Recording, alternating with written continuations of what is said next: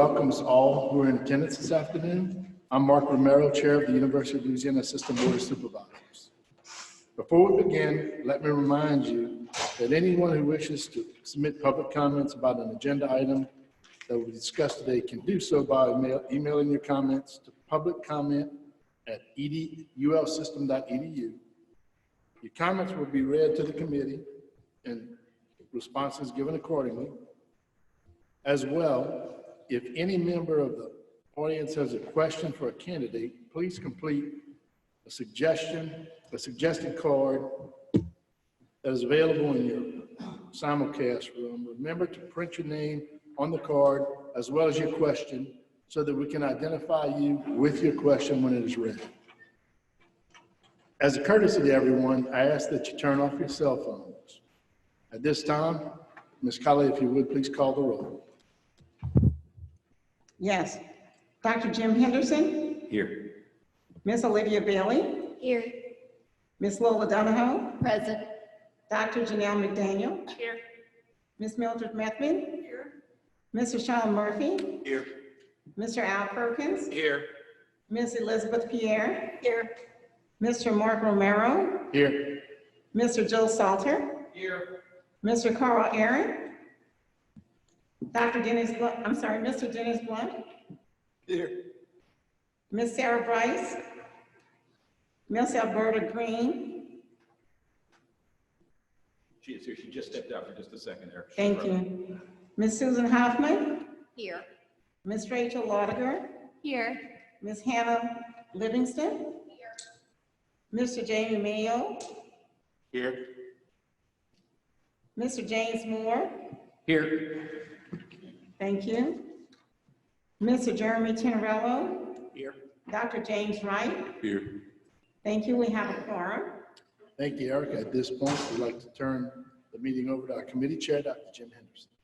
Thank you, Mr. Chairman. We have already conducted 2 of the 6 interviews of our semifinalists for the position of president of the University of Louisiana at Monroe. We interviewed Dr. Sherry McMahon and Dr. Janine Kahn this morning, and we will conduct the 3rd interview shortly. All candidates participated in campus community tours and met faculty, staff, students, alumni, and community members. These group meetings are just as important as the interviews, and the feedback of ULM constituents is critical in the selection process. The visits also allow the candidates to determine whether this is a good fit for them. Before we interview Dr. Ronald Berry, do any members of the committee have any questions at this time? Do we have any public comments there? Yes, sir. We have one. This is from Deborah Goldman. One of the things that makes Ron Berry an exceptional leader is his ability to communicate. Whenever I talk to Ron, I know that he will be straightforward and honest with me, and I know that I can be straightforward and honest with him. I know that he wants to hear from me as an employee and that he will consider whatever I have to say. Ron's ability to get people to open up and talk to him is quite extraordinary, and it is one of the reasons he will excel as ULM's next president. Thank you. Thank you, Ms. Calais. Dr. Berry will provide an opening statement, and then the search committee will ask questions. Afterwards, Ms. Erica Calais and Erica will facilitate the question and answer portion, and I believe it's the front row will ask questions this time. Yes, sir, that's correct. Thank you. Afterwards, she will address questions to the candidates that may have been submitted by the audience. Again, if anyone would like to submit a question to be considered, please complete a suggested question card that is available in your simulcast room. We will entertain as many public questions as time allows. Following the public interview, the committee will enter into executive session to further dialogue with the semifinalists. Once Dr. Berry has been interviewed and his executive session is concluded, the search committee will continue, will return to open session and recess until today's final meeting at 2:45. This time, I would like to invite Dr. Ron Berry to the table. Dr. Berry has provided 25 years of service to ULM, including 16 years of leadership as dean. Currently, he is the dean of ULM's College of Business and Social Sciences. Prior to this role, Dr. Berry served as the dean for ULM's College of Business Administration. Throughout his tenure as dean, Dr. Berry has worked closely with the Chamber of Commerce, serving 2 years on the executive board as vice president for membership and vice president for business advocacy, and a total of 6 years on their board of directors. He has also had a leadership role in United Way of Northeast Louisiana having served a 2-year term as chair of the board and 7 years as a board member. Dr. Berry earned a doctorate in business administration and information systems from Mississippi State University and earned master's and bachelor's degrees in business administration from ULM. Thank you, Dr. Berry, for joining us. Would you please take a few moments to introduce yourself and your wife, who needs no introduction, but introduce her anyway, and provide the committee with an opening statement. Dr. Berry, welcome. Thank you, Dr. Henderson, Chairman Romero, board members, search committee members. Thank you for the opportunity to be here with you today. It is truly an honor and my privilege to be here. I also want to thank you for your service to our university. These are certainly uncertain times, and we know that searching for a president is always difficult. But throw in what we're going through, I know you've had to work extra hard. And on behalf of myself and the university, thank you very much for that. I would like to take a minute and introduce the lady sitting next to me. As Dr. Henderson said, she should be in this seat instead of me. But this is my best friend. This is my thought partner. This is my wife, Dr. Christine Berry. Hi, thank you. Good afternoon, and thank you for having me be a part of this process today. And thank you for, I won't repeat what he said, but certainly I feel the same way. I am a faculty member here, professor of risk management and insurance. Anybody that knows me, and some of you do, including one of my students, knows that I'm very passionate about RMI and about the program here and about our students. But more than that, when people ask me where I'm from, I say Monroe, Louisiana. And I didn't always know how to answer that question. I lived in 11 different states and nowhere longer than 5 years until I came to Monroe, which I'm going on my 28th year now. So Monroe is home and ULM is family. When Ron became dean, it was the month before I had our daughter, and we put everybody in the car. We had a son as well, and we would travel the country and tell the story of ULM and share it with our alum and hear their success stories and bring that all back to campus. And they would hire our graduates and send us money, and they've been doing that ever since. So we want to do that for the entire university. We're ready, and so we hope that you give us that honor. And I commit that I will continue to run the RMI program and do everything I can for ULM. Thank you. Thank you, Christine. And, having heard that, it's very difficult for me to follow her. In fact, many times I've tried to articulate how fortunate of an individual I am to be sitting next to this amazing woman, this amazing individual, this amazing professional, this amazing human being. When we first met at ULM, we started dating pretty soon after that, and questions started getting pretty serious. And one night she looked at me and said, "Okay, Ron, what's your main goal in life?" And many of us have probably been across from our loved one and seen those eyes. They're staring through you into your soul and in your heart. And I knew, wow, this better be right. So I said, well, I'm going to be full professor by the time I'm 40 years old. Let me tell you, that stare got a lot worse. She said, Ron, you can do better than that. And ever since then, we have been. She is my partner. She is my inspiration. She is my motivation. She is my rock. And together over the last 16 years, with me as dean and her as director of a world-renowned risk management insurance program, we have been able to do unbelievable things together. She had a full-time job, and she still helped me accomplish what our college has accomplished, which in my opinion is truly remarkable. As she mentioned, we had the opportunity early on to get in the car and go across the country. We drove to Houston and Dallas and Atlanta and New Orleans and everywhere in between. We got on an airplane and flew to New York and Chicago. Everywhere we could think of, because we knew success stories were out there. I had become the 5th dean in a 6-year time period. There were great people before me, but when you don't have stability, when you don't have continuity, you lose touch with people. And we knew immediately that we had to regain those connections. And those connections early on led us to the success that we've had. We've built programs that have allowed our students to go to places like Hong Kong for an internship, to Paris, to Canada, to Vietnam, to China, in just about every major city in this United States. You know just as well as I do that our students couldn't afford to do that. When we asked them, why won't you go do an internship in New Orleans? They immediately said, Dr. Berry, if you get me a job there, I can't afford to live there. So you know what? One of those early connections that we made on those trips said, we'll fix that. In a couple of weeks, we raised $75,000. To date, we've invested over $200,000 sending our students all over the world. It's changed their lives. It's changed our university's reputation. And now the companies that they went to are begging for more ULM graduates because now the world knows that ULM is the best place in the world. Our students prove it time and time. And it's those early connections that we've made that has allowed us to grow our endowment from 2 million to over 20 million. It's allowed us to double the number of endowed chairs in our college.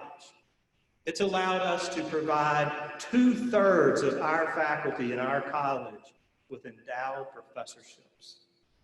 We know we can't depend on other people to do what we need to do to change this community, to change the lives of our students, to support our faculty. So together we rolled up our sleeves with an amazing faculty, and we've done what needed to be done.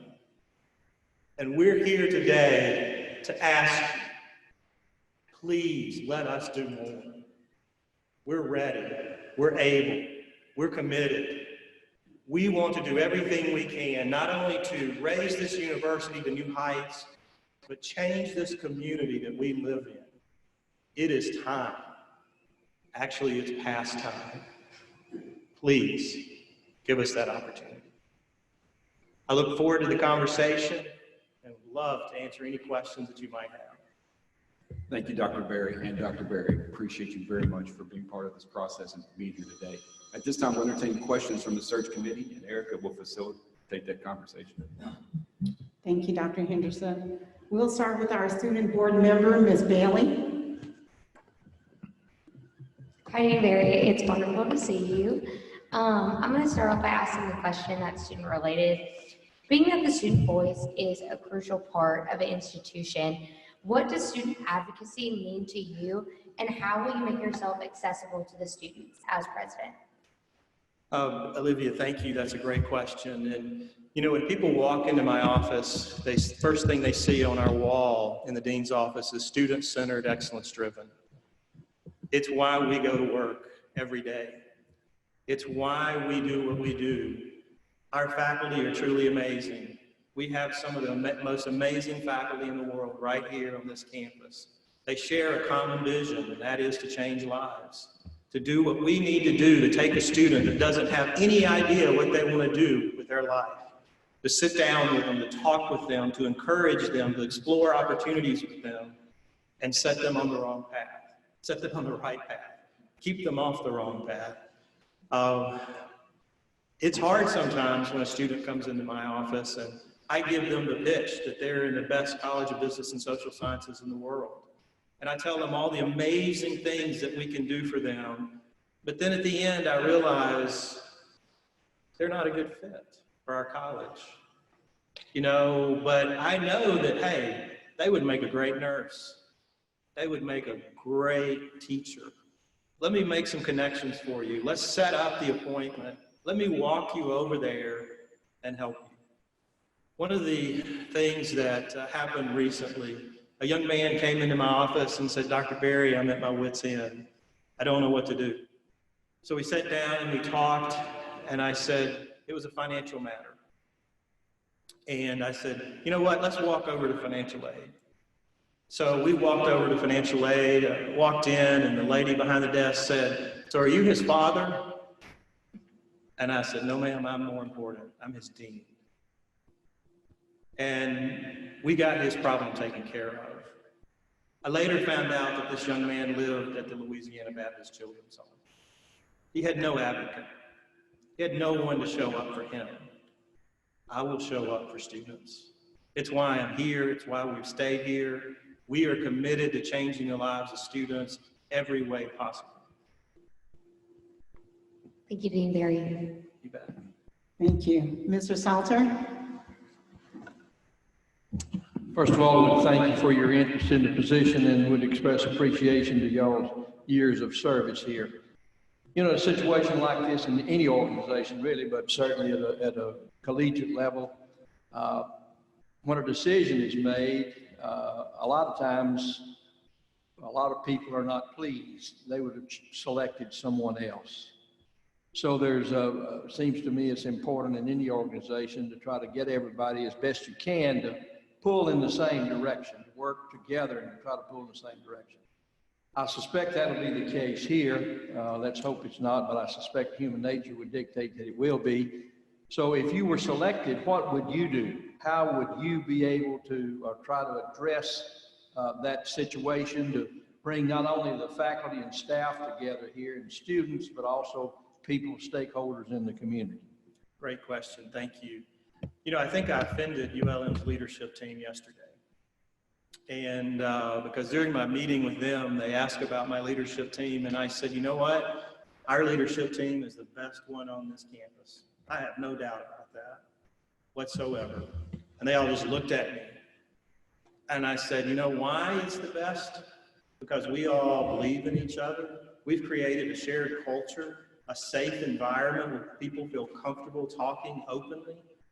And I think the same thing is true of our college. We have a college family that cares about each other, that believes in each other, that supports each other. But if you think about the campus and the community, one of the things that I think we have to do, and a lot of times people sometimes get confused around vision and mission statement. They're important. They really are. But if you think about the purpose of a university, the role of a university is to always provide programs that meet the market demands. We do that. That's what we're in the business to do. So if business and industry has a need, we create a program to meet that need. What we as a university need to do in a community is bring everybody to the table and say, what is it that we can do? How can we look at our opportunities? How can we look at our passion, our commitment, our community needs? Look at our resources that we have and find that sweet spot right in the middle. That sweet spot is not going to be an academic program. It's not going to be athletics. It's going to be something that we all believe in, something that we all can get behind, something that when we wake up in the morning, we're going to be excited to go to work because that sweet spot is something that ULM can become the best in the world at. So when we rally people around a common cause, a calling, something that we all believe in, we'll be together. We'll be on the same page. And we'll transform this community like no one ever thought possible. We've got a lot of awesome people here. We just need someone to bring us to the table and talk about all of those things and identify what is it that we can be the best in the world at. I have some ideas. I think probably all of you have some ideas of what that should be. But if you look at where we are in this region, it is almost embarrassing that a university sits right in the middle of one of the poorest parts of this country. We can do more. We should do more. And if we get all the people together, believing in that sweet spot, we can become the best in the world at raising people up, eliminating poverty, not even having to consider the issues that we face with diversity, inclusion, and equity. We need to bring everyone up and give them access to opportunity while we all strive to be that sweet spot that makes ULM in this region the best in the world. Ms. Pierre? So Dr. Berry, Hi, Liz. And I think this is something you know about already, but partnerships with business and industry are particularly crucial in this area of our state.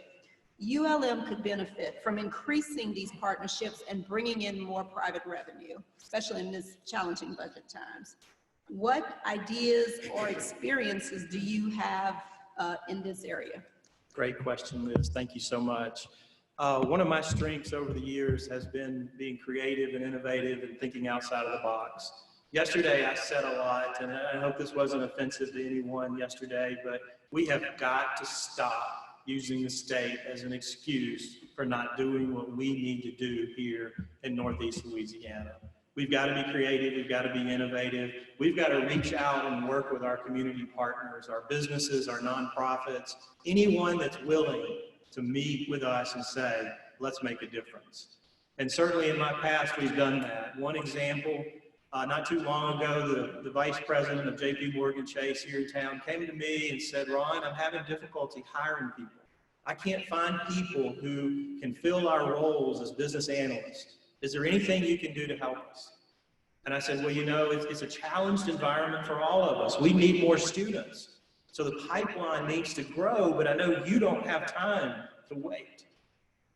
So would you be willing to let us come into Chase and retrain your existing employees, to give them an opportunity to move from one level to another, to give them a better career pathway? And she just looked at me and said, you can do that? I said, absolutely, we can do that. So we worked through the system board. We created a post-bac certificate in mortgage analytics. Our faculty got together. They worked with their folks out at JP Morgan Chase, and we created a post-bac certificate. We also made it very flexible for those people who didn't qualify for college or who didn't want the academic credit. They were able to go through this program without being a ULM student. It gets better. We said, you know what? Let us talk to our incumbent worker training people. We found ways to pay for that program for Chase. We went out there and we retrained their employees, and we generated a lot of revenue for ULM while doing it. In fact, we netted several $100,000. Those employees were excited. They were proud to now be ULM alums because some of them had a post-bac certificate from ULM. And they now had a source of employees right there on site. We've partnered with CenturyLink. We've partnered with small businesses. We have a student technology park that we funded with a grant. Small businesses come to us. We know they don't have a lot of money. So what do? We use our students. We assign our students to those small business owners and say, hey, here's an opportunity for you to learn. Go sit down with this entrepreneur, find out what their technology needs are, and come back to our lab and create the solution. So we want to work with all businesses. We want to work with cities. We want to work with school boards. My problem is I talk too much, Liz. I'm sorry.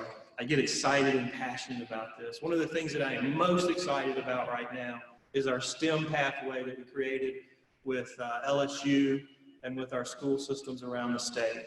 We're retraining high school teachers. We're partnering with them to retrain their teachers in STEM fields so that they can deliver the most relevant, the most accurate, the most exciting STEM curriculum there is at the high school level. And the good thing about it is it doesn't cost anyone anything. It brings revenue to ULM. We got so excited about that, we expanded it to business programs because the local business community tells us that we don't have enough graduates. So this summer, our faculty retrained teachers from Neville and Carroll and Wassman. And starting next week, each one of those schools will have 2 sections of our classes being offered, taught by their teachers, because we sat down with them and we talked to them. We had the conversation. And we've had that conversation all across our region with superintendents from Madison Parish, Franklin Parish, Morehouse Parish, West Carroll Parish, and they've all said yes.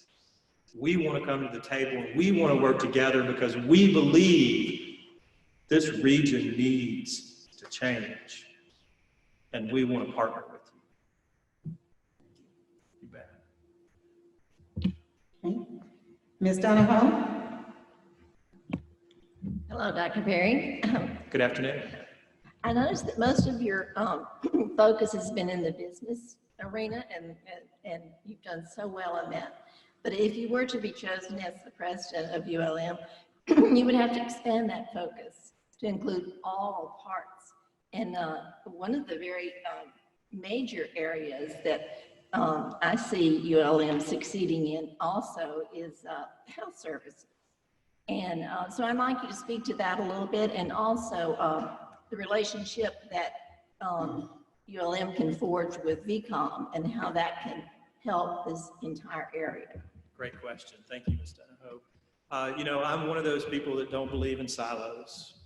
I believe in working with everyone that we can find to work with. And I've certainly done that as a dean of business with my health sciences colleagues. Most recently, we launched a joint MBA PharmD program. Years before that, we had a pharmacy administration degree program on campus that was very successful. Nearly every one of those students got an MBA along the way. We just created a gerontology program within nursing.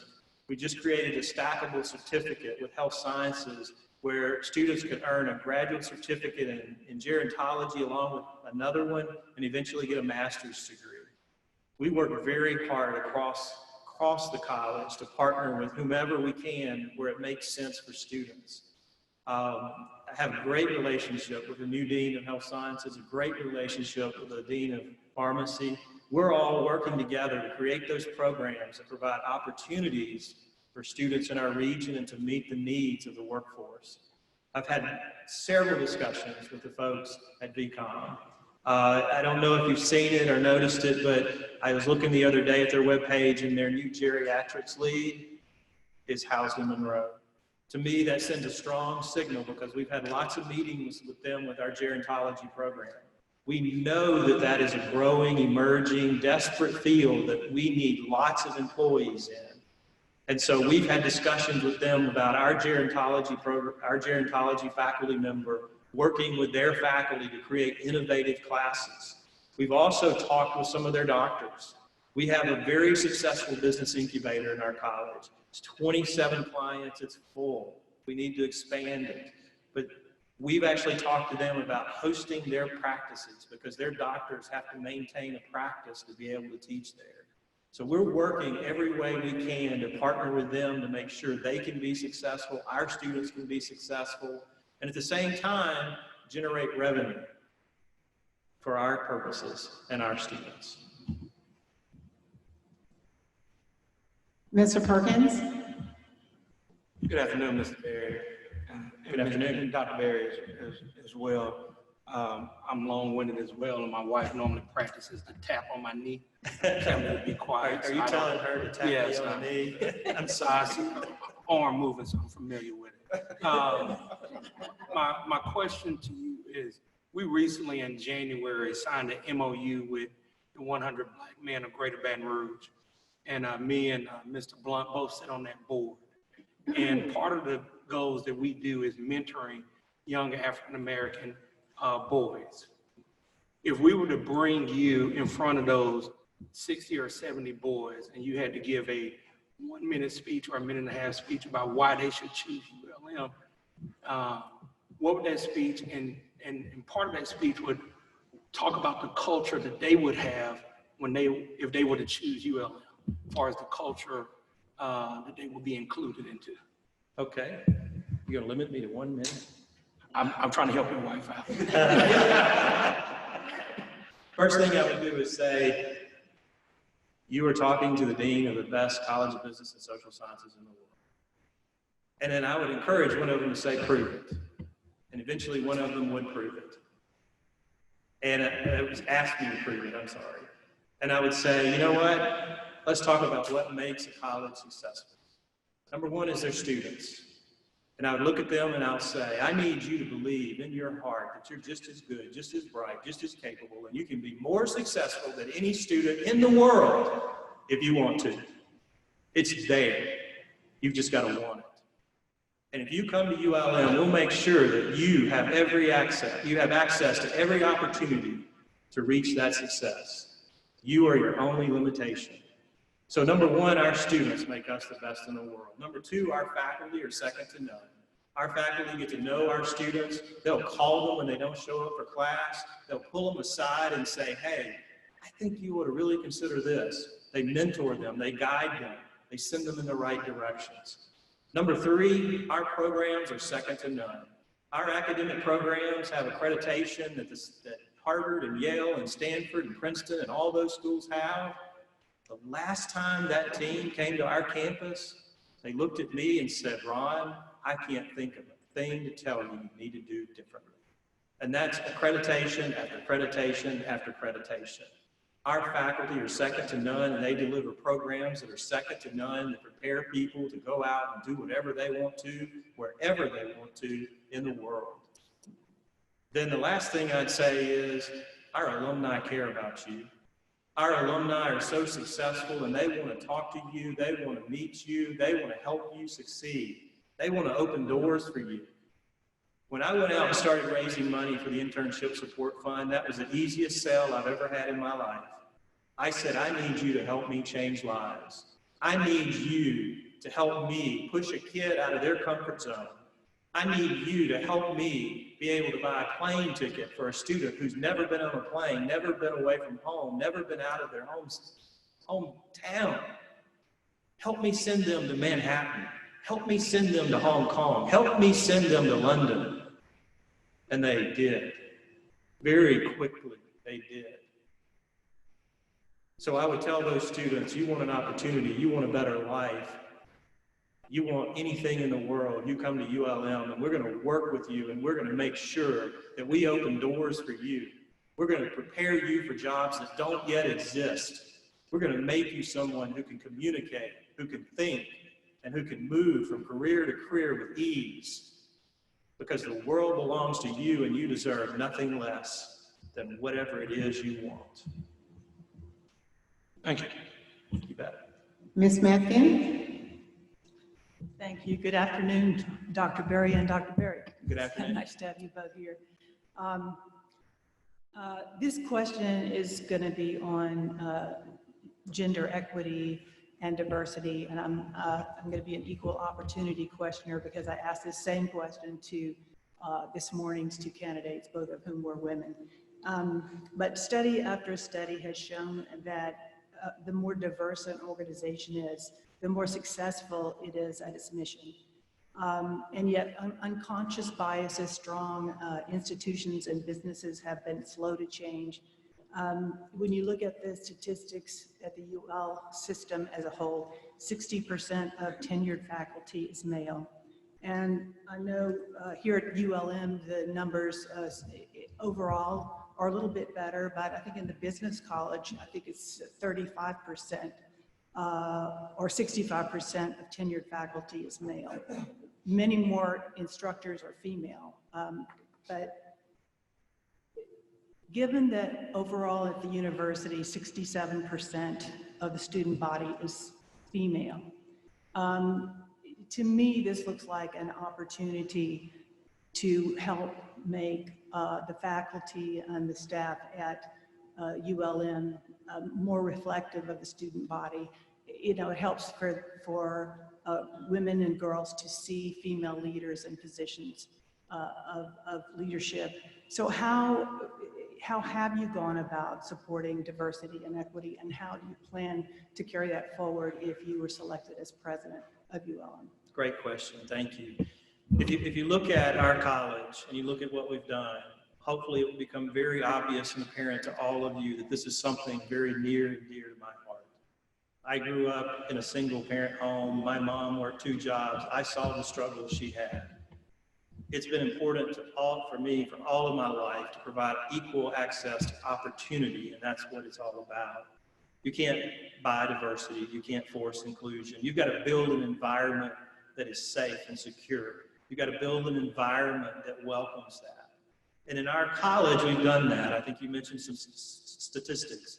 The national average for women PhDs in business schools is about 35%, 36, 37.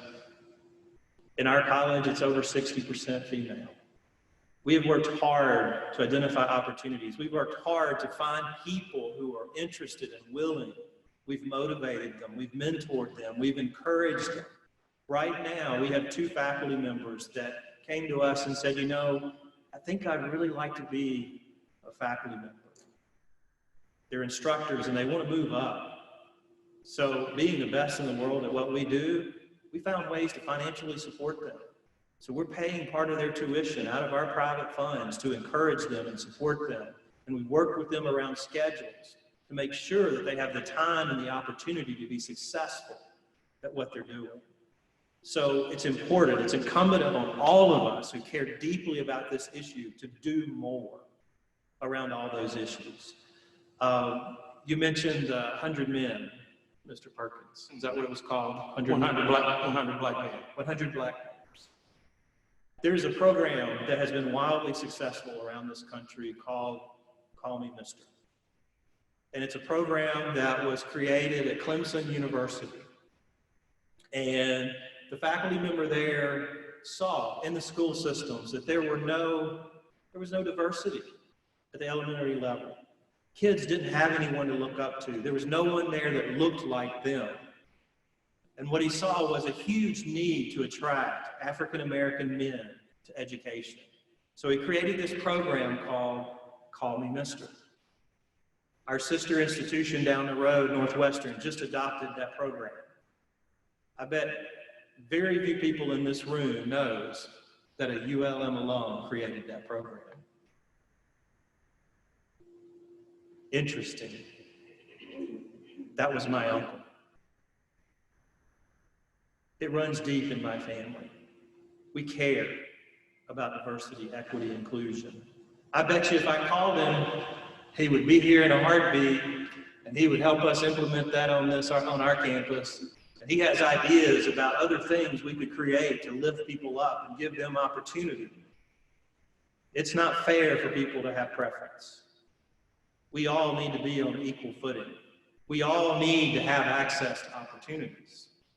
It needs to be based on our qualifications, on our expertise, on our experiences, on our work ethic, on our drive, on our passion. We can't let those other things detract us from that. So for those of us who care deeply about that, we need to do more. And I'm trying to do more, and I will continue to do more. Thank you. Dr. McDaniel. Hello, both Dr. Berries. I'm at a bit of an advantage here because I work for Dean Berry. He is my dean. So I know a little bit more than other members of the committee about your work experience. You have been a highly successful, well-respected, and well-loved dean on this campus for a long time, longer than most deans stay in a single position. And you have exemplified servant leadership in that role, and it has worked very, very well in the college. How do you see yourself growing in your leadership role at the university, and what are you going to do to personally develop yourself to change from being Dean Berry and to get people to quit calling you Dean Berry and see you as President Berry? Thank you for those kind remarks, Janelle, and thank you for the question. It's a very good question. I've thought a lot about it. You know, there's a great thing about having a wife who's very honest with you and will tell you what you should hear instead of what you want to hear.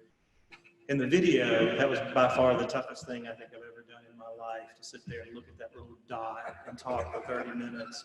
When I got home that evening, she looked at me and she didn't say anything about it. And finally, I was brave enough to ask her, and she said, well, I thought you were going to pass out at any moment. You had no energy whatsoever. You weren't enthusiastic.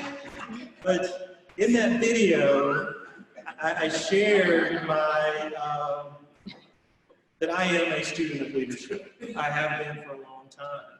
It's part of who I am. And as a student of leadership, I know I'm never going to reach where I really need to be. I am constantly thinking about how can I be better? What can I learn about myself? How can I change myself to be better and meet the needs of the situation that I'm in? You know, every day when I get to the office, I have a book sitting to the left of my computer, and it's a daily reader about leadership. So every day I start off by reading something about leadership and how it connects to me and how it connects to what lies ahead of me for that day. I don't envision myself changing as a servant leader. That's in my DNA. That's who I am. That's part of my personality.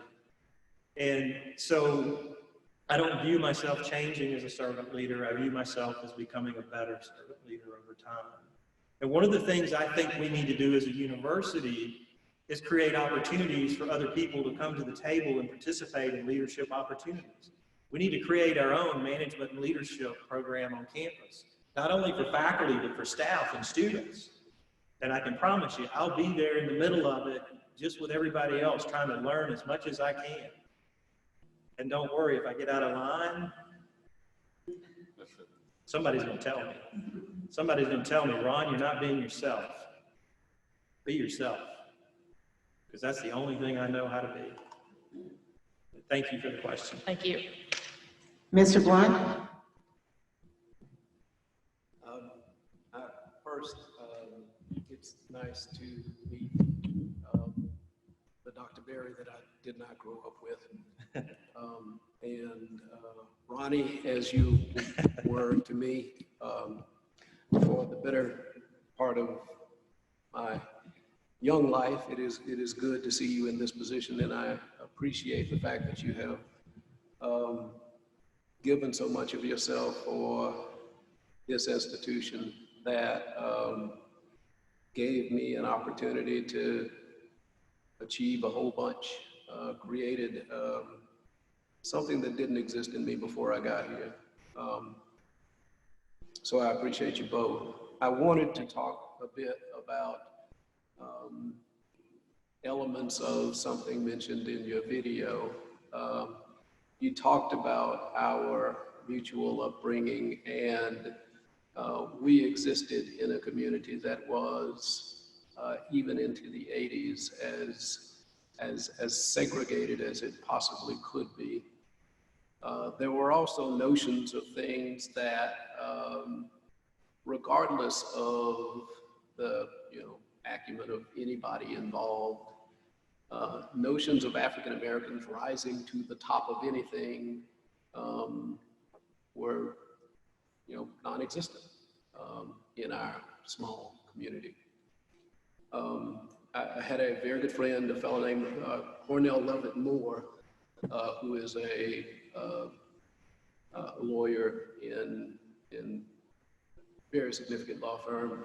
He talked about diversity within law firms, and he said, the interesting thing about diversity within law firms is people talk a lot about it. There's one simple cure: hire some black lawyers.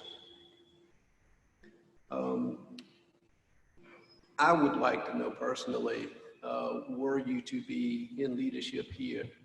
And I say in order to change a culture that I think needs a bit of reinvigorating with something that I think is taking place nationally.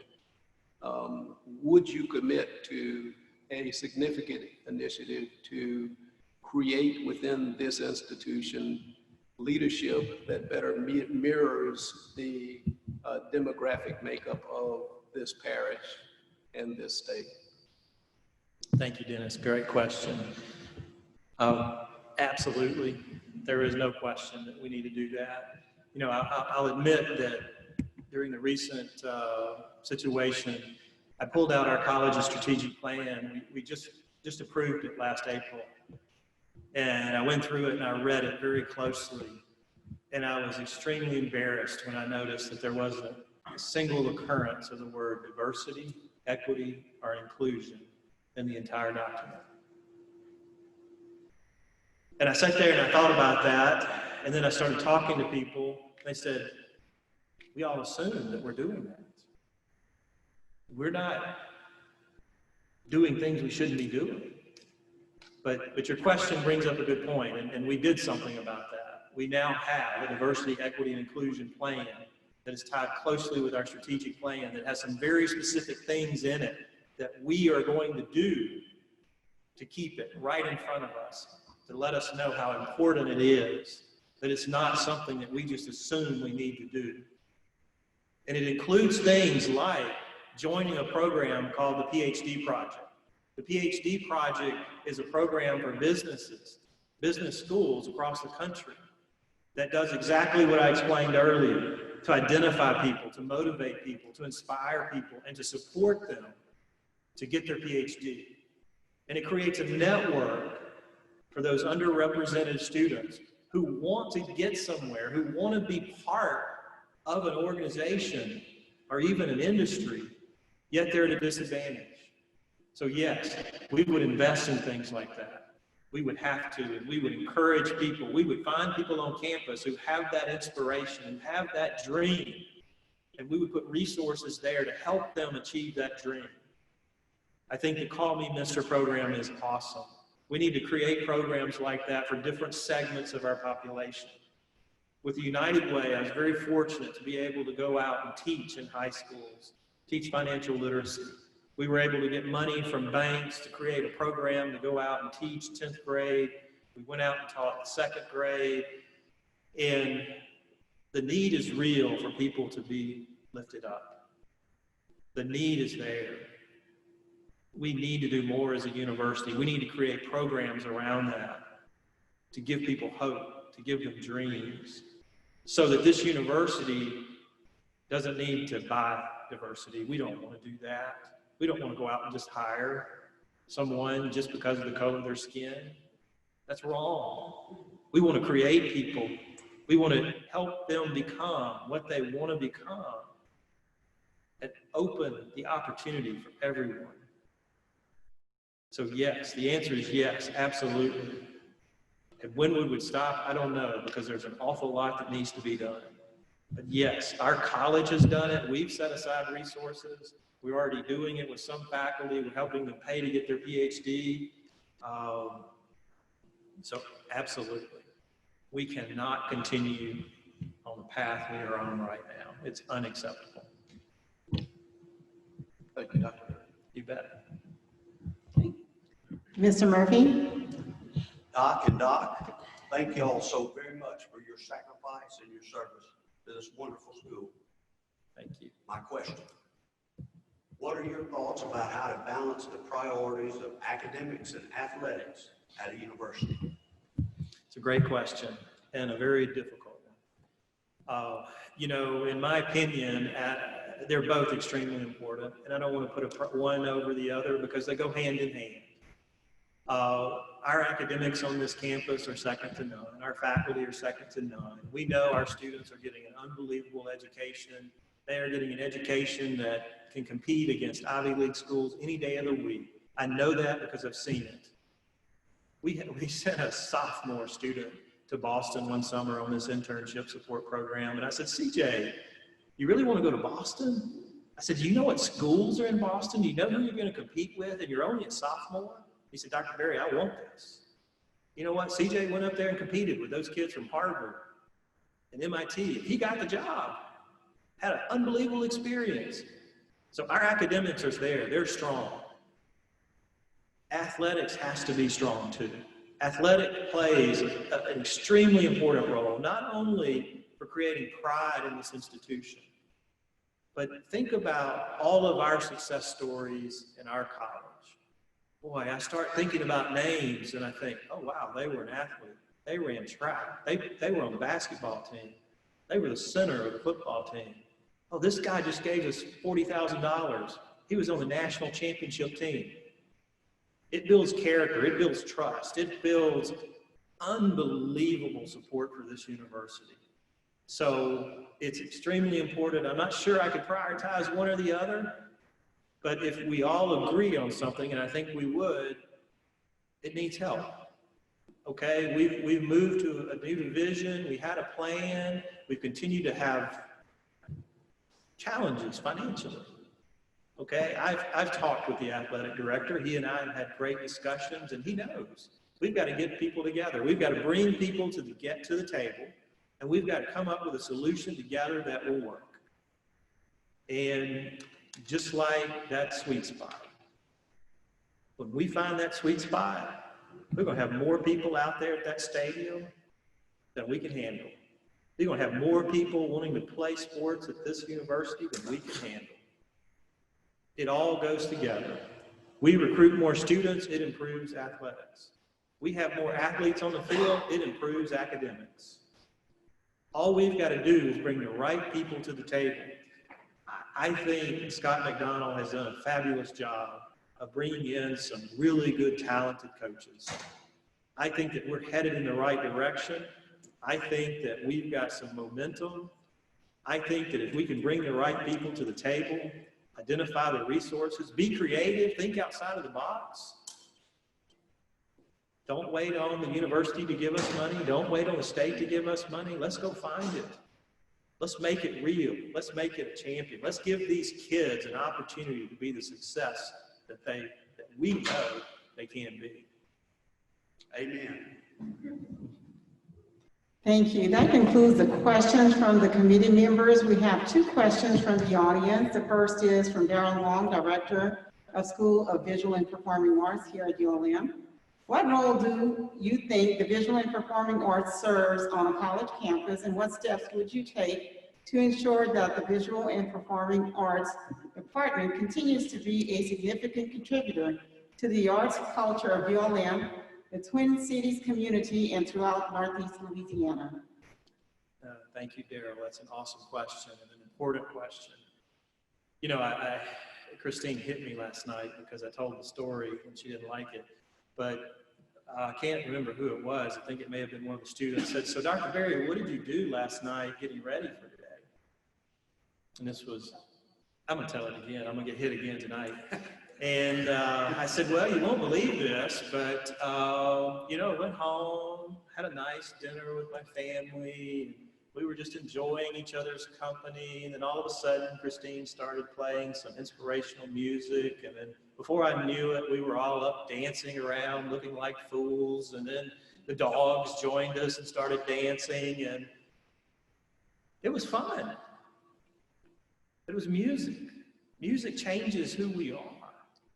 It gives us inspiration. It calms our spirit. It lifts us up. And at ULM, we've got to do more than just create somebody who can go out and work in a job. A university is more than a training institution. A university has a responsibility to educate the entire person. I mentioned earlier that we're preparing people for jobs that don't yet exist. We cannot do that just by teaching them a skill. We have to educate the entire individual. And the arts and the music and the humanities are so critical to that. They help us become the individuals that we need to become. They fulfill us. They inspire us. And yes, they calm your nerves before a very big day. I can't imagine life without music. I can't imagine life without art. And so just like everything I've said before, how do we make sure we have it? We get creative. We become innovative. We reach out for partners. We bring them to the table and say, hey, this is important. Let's figure out how to make it work for all of us. And then we can all enjoy it. We can all be inspired. And we can be assured that every student that walks across our stage isn't just prepared for a job. They're prepared for the rest of their lives. Thank you. The second question is from Ms. Katie Dawson. The incoming president will be taking the position midway through the fall semester and then quarter through the academic year. What changes should faculty, staff, and students expect during this academic year? Okay. So I misheard some of that, I think, but I think the question was, a new president comes in the middle of the semester, what changes might occur related to COVID and the new leadership style? I'm sorry? Was that the question? Eric, I don't think he heard the question. You may want to drop your mask. Okay. Just this one, so I'll take it off. Okay, what changes should faculty, staff, and students expect during this academic year? So not related to COVID, Doc, just in general. Just in general, what changes? You know, the academic process is a strong process. I don't see a new president coming in and changing the process midstream. If that happens, we're in serious trouble. You know, our students are prepared for what we've done. Our faculty and staff have gone to extraordinary lengths to make this semester as best as we can make it. They have gone way beyond what any of us should have ever expected. But they've done it because they care about our students, they care about the health of our students, and they care about the health of their colleagues. So our faculty have put together the amazing programs, and they're delivering them in an amazing way. Some are still face-to-face. Some are meeting one day a week, and some are all online. Those are going to continue that way. We're going to continue to make sure that our students get the best education possible, and our faculty deserve not to be disrupted. They need to be supported, they need to be encouraged, and the new president and the leadership team needs to support them every way that they possibly can. Thank you so much, Dr. Berry. That concludes the audience questions, Dr. Henderson. Thank you, Erica. At this time, I would ask that the committee meet in executive session pursuant to revised statute 42, section 17, to discuss personnel matters in association with this presidential search. While in executive session, the committee may meet with its staff, legal counsel, or other persons it deems necessary. No motions nor other action may be taken while in executive session. May I have a motion and a second to go into executive session? Move by Mr. Murphy. Second. Second by Ms. Donahoe. Erica, may we have a roll call vote, please? Ms. Bailey? Yes. Ms. Donahoe? Yes. Dr. McDaniel? Yes. Ms. Methvin?